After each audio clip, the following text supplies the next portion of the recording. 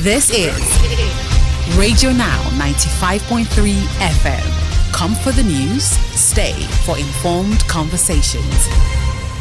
Where artificial intelligence is now everywhere around us, we must participate in governance structure in terms of how it is managed. At Radio Now 95.3 FM, we're telling the story of the evolution of technology like nobody else can.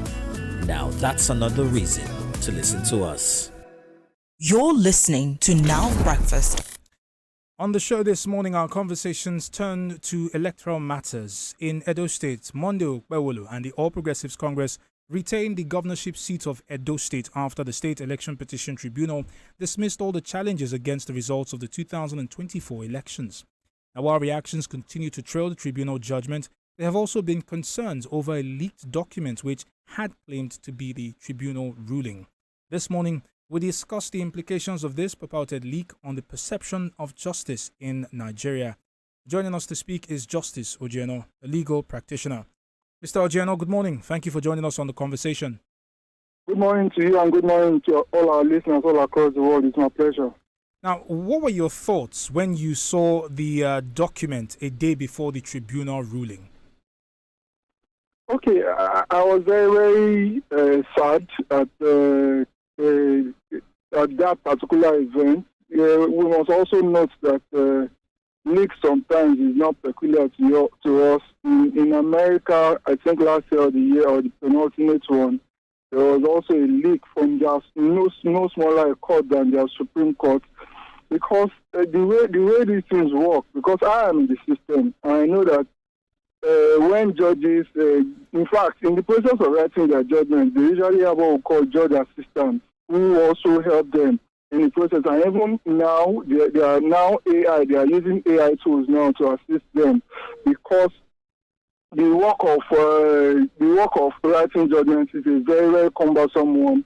And the judges usually have their dockets full of so many cases. So any form of assistance that they can get in order to be able to carry out their job effectively and efficiently, they usually now employ. So those are some of the weakest links in the team sometimes that actually get the judgments leaked. It is very, very unfortunate. It's not a good one at all. But these things happen, and it is because there are other human beings in the chain. So this gives a real call to judges to vet the kind of persons that they are bringing into their employ, the people who they are trusting, to see some of these things that are sensitive, that shouldn't be out before the date and before it comes out of the mouth of the person that is supposed to come out from. So these are things that ought to be done from time to time. So it's unfortunate these things happen because of weak links in the chain. So, Mr. Ojieno, I don't know if we can necessarily say it was a leak for two reasons, really. First off, a few hours after the purported leak, we had the PDP, the APC, they came out and said, people should disregard it. We never got an official statement from the tribunal or any member of the justice of the judiciary, essentially. But also, this document had claimed that there were two judges in favor of Governor Okpebholo, while one was in favor of, in particular, the PDP's own case was in favor of the PDP. By yesterday's announcement, we saw that it was a unanimous agreement amongst the judges to essentially dismiss the petition by the PDP and its candidate.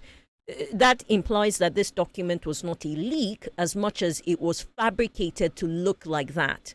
All of this still has some sort of impact on the perception of justice. What do you think maybe is the greatest harm from people who are trying to make it look like it was an actual leak?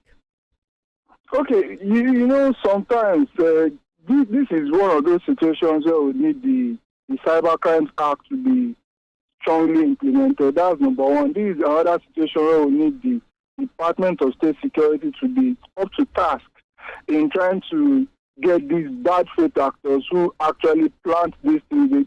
They extract it from wherever, or they formulate it and they start circulate. So the DSS should look out for this kind of persons, because these kind of things can actually constitute great danger to the society. So these are the times where we need them to swing into action and try to get these bad faith actors. So generally, because they do not, we may have a situation where more serious things are put into the circulation, where people are deceived and misled and instigated into doing some very, very, very terrible things. So I use this opportunity to call on them to take action and fish out these people so that it will serve as deterrent to any other person who may want to preempt or mislead or destroy the perception of justice, not necessarily of the courts, but the perception of justice in any individual case. Right. So, Mr. Ojieno, apart from the DSS, or aside from the DSS and the enforcement of the Cybercrime Act, do you think the judiciary should address this matter in any way? Okay, you see, with this one, and this is where we expect the of course, we professionals in the fourth estate of the realm to help us establish what the actual exact facts are. So once it is established that it is not a leak, that it was fabricated, then it means that it gets out of the purview of the judiciary. The judiciary cannot police that. The judiciary cannot police the general society or some malevolent persons or bad faith actors who go haywire and do things that are inimical to society. And another thing that I would like to just touch on is, when things like this happen, we have to note that the tribunal cannot defend itself. The tribunal cannot concern itself with every fact that is going on in society. And that's why judges are usually cautioned that it is only cases and facts that are presented before you and evidence that are presented before you that you should practically be deaf to whatever is happening in society. You can't be influenced by whatever is happening in society. You can't comment on what's happening in society, especially when you have a judgment to deliver. It may not come across well to general people in the society, but that's the way the judiciary works. They can only comment on the facts and evidence that's presented before them. They can't go ahead to talk about if something is in circulation or something is not in circulation, especially at the judges level. Yeah, a few times we have the public relations officer of the National Judicial Council, for example, come to talk a bit on some of these issues. But in order for the court not to be perceived as being run by speculations, they are very, very cautious on that point. So as for the tribunal, I don't even see them talking about it. I don't expect them to talk about it because that is not how the judiciary works. So the DSS, the police and all, they have to pick up the gauntlet and go after these bad faith actors in order not to set this country on fire.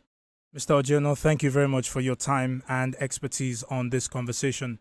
Justice Ojieno is a legal practitioner who joined us this morning to speak on the leaked document which purported to be the ruling of the Edo State Governorship Election Petition Tribunal. It was leaked ahead of the ruling which was delivered yesterday, and he has addressed that this morning. You're still on to Radio Now 95.3 FM Lagos. You're beyond the news station. We urge you to stay tuned. In a few short moments, our conversation will turn to Benue State and a reported security situation. This is Radio Now 95.3 FM. Come for the news, stay for informed conversations.